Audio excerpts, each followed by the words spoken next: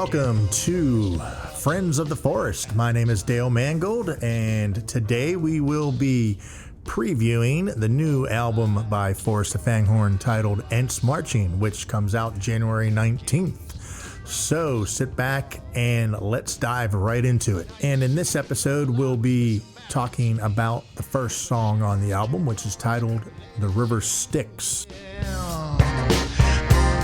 Since the first time she and I met and rocked at the Theater of Paradise, she's been my sweet Madam Blue. So very briefly, what was going through my head when I decided to write this song, The River Styx, back with one of my other projects, The Argonauts, which obviously, the Argonauts are part of Greek mythology, so Hades, the underworld, the River Styx. I also like to write clever, tongue-in-cheek lyrics too from time to time. So one of my favorite bands from back in the day is the band Styx, and they have very epic sounding titles. So I just decided to write a love story, so to speak, about this guy staring into his crystal ball and sailing down the River Styx and just talking about his love of his life. And it has nothing to do with Greek mythology. It has nothing to do with Hades or the underworld.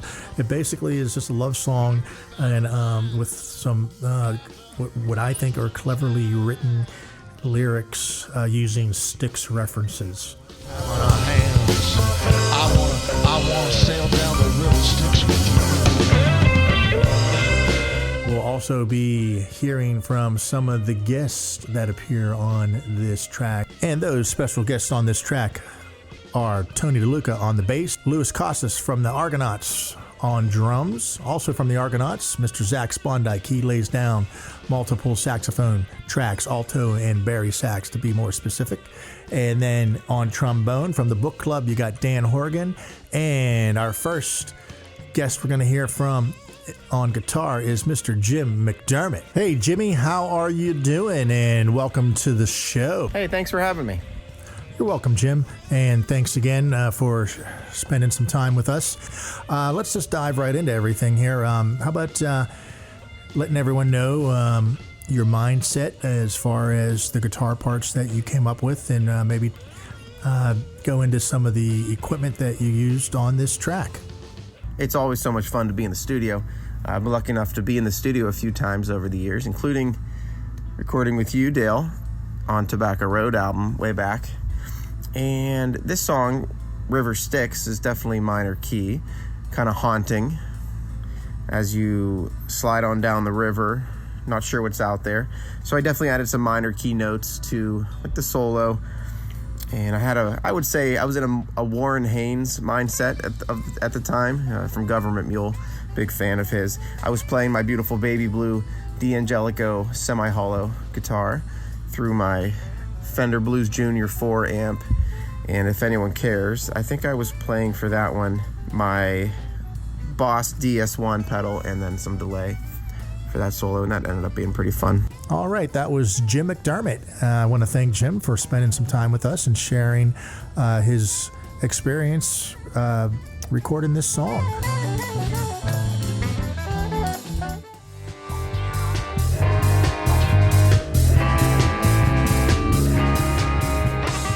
All right, next up, we're going to hear from King Louis himself. Yes, that's the drummer from the Argonauts, Louis Costa.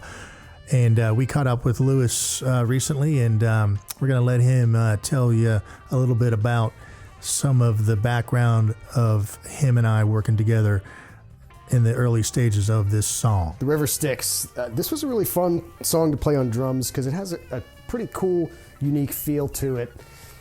Dale and I made a simple kind of stripped down demo where he was on keyboards and I was on my Roland Octopad little electronic drums, and we kind of established that and that was just really a fun rhythm to play around with between the kit, especially on the kick drum feels with it. And that was Louis Costa from the Argonauts. Thanks, Louis, for sharing your insight and experience with the River Styx sessions. Lewis will also be appearing on 2 more songs on the album in upcoming episodes. He drums on Medusa and also on Got It featuring Lil Lenny. So stay tuned and check those out.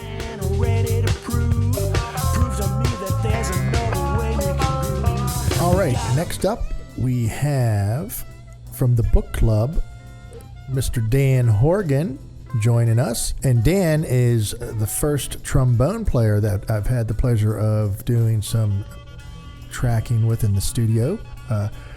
I've worked with a lot of other horn players, saxophonists, and trumpet players, but Dan's the first one to bring in the old trombone, and it's really cool to have him add that low end and that jazzy feel. So my part for the River Styx was really neat because obviously it's based off the band Styx, and I kept thinking about how my mom saw them live in concert a couple times, so I wanted to kind of embody them a little bit. The horn part is kind of like fanfare but also robotic in the Styx fashion, so just kind of keeping that in mind. That was less so about playing the right notes and just having the right feeling with that part. And that was the book club's Dan Horgan. Thank you so much, Dan, for spending some time with us today. Joining us now is a gentleman who I've had the pleasure years ago playing a few years with him in Tobacco Road. And we also have something in common. We really love the Red Hot Chili Peppers, which is a huge musical influence, I know, with him and especially with me too. So let's welcome Tony DeLuca. Hey, Tony, how are you? And welcome to the show. Thanks. It's good to be here. Tony, you played bass on the River Styx and also on The Light. How about shedding some light, pun intended, on your bass parts? It has been many years since I've written a bass line for an original tune. My style and preference in writing is to stay in the pocket, yet be tasteful at the same time. Probably the closest notable artist who does this is Flea from the Red Hot Chili Peppers and much of his modern day writing. In the River Styx, there was a tasty keyboard in the mix, and I simply filled in around that. That was Tony DeLuca. Tony, I really appreciate you sharing your experiences with us today in the Forrest Of FangHorn sessions.